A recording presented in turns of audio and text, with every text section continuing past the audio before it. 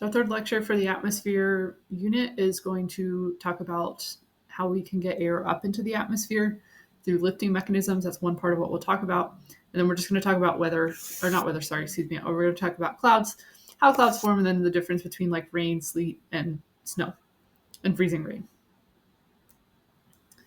So let's just start out with a time lapse. So we won't learn about the types of clouds, but just to give you an example, so we talked about how clouds will form in response to like humidity and dew point, things like that. You can actually tell where the dew point is, or where the height of the dew point is in the atmosphere, because that's the base of where clouds start to form, is where the dew point is. Anyway, so this time lapse here is just supposed to show you the development of a cumulonimbus cloud, how clouds are constantly moving, adding moisture, removing moisture over time. All right, so let's talk about clouds. On any given day, 70% of our surface is covered by clouds. We have all different types of clouds: cumulus clouds, nimbus clouds, cumulonimbus clouds, cirrus clouds, stratus clouds, cirrostratus. So all different kinds of clouds that can form. And clouds affect precipitation. So we know that if you get rain, there has to be clouds. It also affects solar radiation. So if a cloud kind of moves in front of the sun, it affects the amount of radiation that you get on a particular day.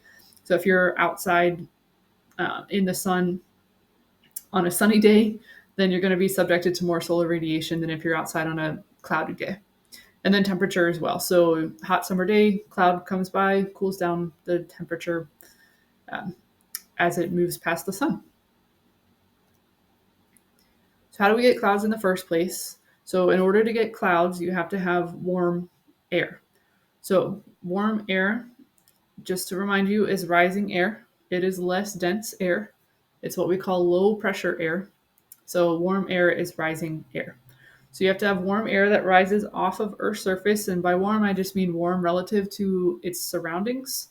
So this could be the difference between like air that's 40 degrees versus air that's 20 degrees. So if you have 40-degree air, it's warmer relative to its surroundings. So it's going to rise because it's less dense than its surroundings.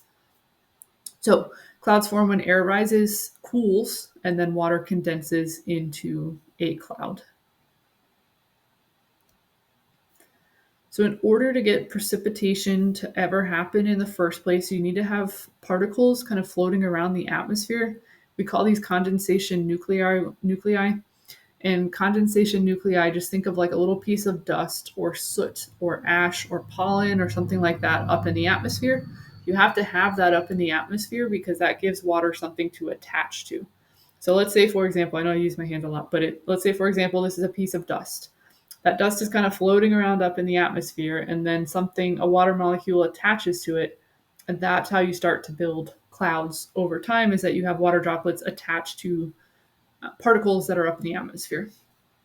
So once you get those particles in the atmosphere, if you have a water droplet attached to something that's floating up in the atmosphere, what will happen is that those particles start to move around. And if they move around enough, they're going to go through a process that's called collision coalescence. So collision, you have one water molecule, you have another water molecule, they collide. And when they collide, basically one takes over the other, or they fuse together, and you will get a larger droplet of rain. So you will take small cloud droplets, combine them, coalesce them, and you will get a larger raindrop. So this kind of shows you the mechanism of it happening here.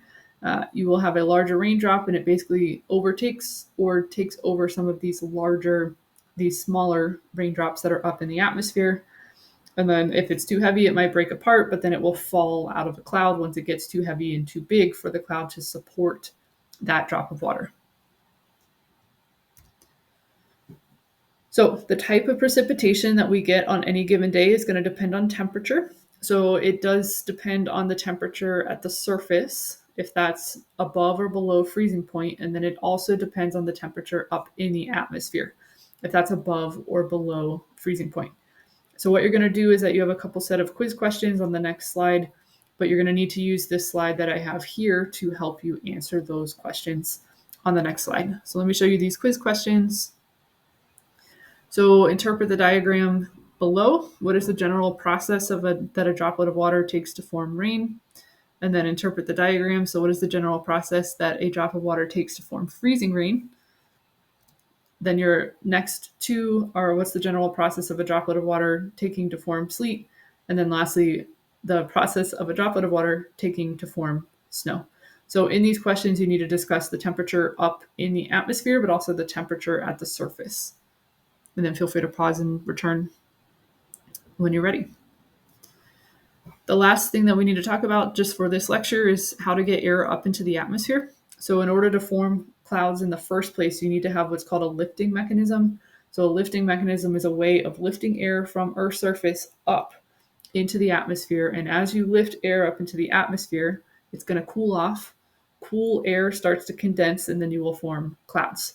So we're just going to talk about 4 mechanisms briefly of how you can lift air up into the atmosphere and then lead to cloud formation and rain formation. So one is called orographic lifting. Orographic just means mountain related, but you can also call this a rain shadow. So if you've ever heard of the rain shadow effect, this is what I'm talking about. So if you have an area that has moist, warm air and you have an obstacle in the way, like a mountain, what will happen is that the moist, warm air will go up one side of the mountain. And then because this air has gotten pushed vertically, it's going to start to form a cloud. And what it will do is it will actually rain on one side of that mountain. And on the other side, since that cloud has already lost all of its moisture, you basically just get a desert on the other side. So this is called rain shadow effect. It rains on one side of the mountain. There's a shadow on the other side of the mountain where it gets no rain whatsoever. You get a rainforest on one side of a mountain, or a nice forest, green forest. On the other side, you get a desert. Where this tends to happen is places like the Pacific Northwest. So we have the Pacific Ocean here. We have the state of Washington and Oregon. Air comes off of the Pacific Ocean and then it hits the Cascade Mountain Range. So it will go up and over the Cascade Mountain Range, but that range is right here. So on one side of the Cascade Mountain Range, it's lush and green, and then the other side is dry. So this is Mount Hood in Oregon, and it's just showing you kind of this very clear cutoff of where you have green forested area. And then on the other side of that mountain, you have dry as a bone, dry as a desert due to this mechanism. So that's called orographic lifting, but basically an obstacle gets in the way, prevents clouds from going any further, and then causes rain on one side of a mountain, but not on the other. A second mechanism for getting air up into the atmosphere is called density lifting. Density lifting just means that if you have a pocket of air and that pocket is warm, it is going to rise and it will keep rising up into the atmosphere, and it will stop rising once the density of it equals the density of the air around it. So it's kind of an equilibration, but air will rise until it cools off and the density and the temperature of that air is equal to the air surrounding it. So that's another way that you can get air up into the atmosphere through density lifting. Just 2 more here. Convergence lifting. So a convergent boundary is 2 plates colliding. You can have convergence lifting in weather and weather systems. So convergence lifting means that you have a warm air mass and you have another warm air mass, and they are moving towards each other. So they converge, they collide. Unlike plate tectonics, you can't send air underground. So where they go up. So this lifts air up into the atmosphere, and then you will get clouds that will form as air gets lifted up into the atmosphere. You'll get cumulonimbus clouds like the picture here. Where this tends to happen a lot, so Florida has over 100 days a year that has thunderstorms and rainfall. And the reason for that is that since Florida is surrounded by water on both sides, it's got the Gulf of Mexico, it's got the Atlantic Ocean, warm air comes off the Gulf of Mexico, warm air comes off the Atlantic Ocean, they clash right over Florida. They lift vertically, they form clouds, they get rain. So Florida has rain once every 3 days on average due to this convergence lifting mechanism. Lastly, another way to get air up into the atmosphere is called frontal lifting. So cold fronts and warm fronts, which we'll elaborate on more in the next lecture when we talk about weather in more detail. Frontal lifting is, instead of having 2 similar air masses meet, you have 2 different temperature ones. So you have a cold air mass and you have a warm air mass. And if they collide or they meet, you can push air up into the atmosphere. So for example, if you have a cold front coming in, warm air gets pushed vertically and you form cumulonimbus clouds. You get severe storms associated with this. Or if you have a warm front approaching, a warm front forms very specific types of clouds like cirrus, cirrostratus, altostratus, and nimbostratus clouds. So the point here is that when you have contrasting temperature air, you will get lifting up into the atmosphere. All right, so here's your next quiz question. This is a bit of a sillier example. Let me get rid of this.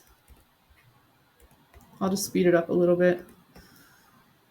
So if you've ever seen Up, hopefully this isn't too loud.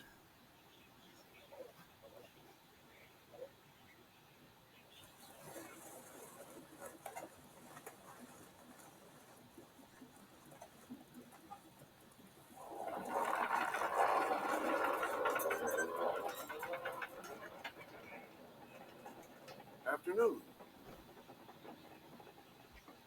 Okay, so that's the trailer for Up, and you have to answer the question. So, what is making Carl's house rise? What are the 4 lifting mechanisms make his house rise in that video, in that trailer? All right, and then your final quiz question, which I apologize for my error right here, but your final quiz question. So, how would the amount of rainfall change at location X over here if the mountain eroded down to the dashed line? All right, so you'll have to answer that question as well.